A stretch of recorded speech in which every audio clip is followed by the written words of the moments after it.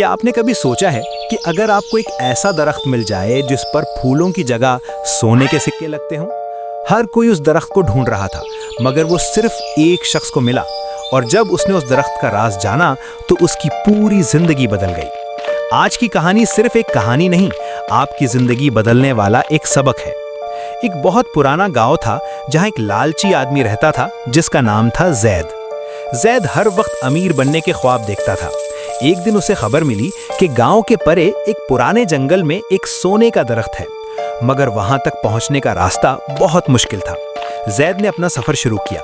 रास्ते में उसे एक बूढ़ा शख्स मिला जो प्यास से निढाल था। उसने जैद से पानी मांगा, मगर जैद ने कहा, मेरे पास वक्त नहीं है, मुझे सोने का दरख्त ढूंढना है। वो आगे निकल गया। थोड़ी दूर गया तो एक छोटा बच्चा मिला जिसका खिलौना टूट गया था और वो रो रहा था। जैद ने उसे भी इग्नोर कर दिया। आखिरकार जैद उस जगह पहुंच गया जहां वो दरख्त था, मगर वहां पहुंचकर वो हैरान रह गया।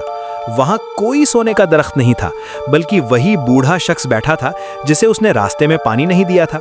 जैद गुस्से में चिल्लाया, कहाँ है सोने का दरख्त? तुमने मुझे धोखा दिया। बूढ़ा शख्स मुस्कुराकर बोला, बेटा, वो दरख्त तुम्हारे रास्ते में ही था। वो प्यासा शख्स जिसकी तुमने मदद नहीं की, वो एक मौका था। वो रोता हुआ बच्चा जिसे तुमने तसल्ली नहीं दी, वो दूसरा मौका था।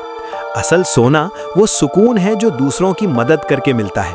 तुमने लालच में आकर वो असली सोना खो दिया। जैद की आंखें खुल गईं।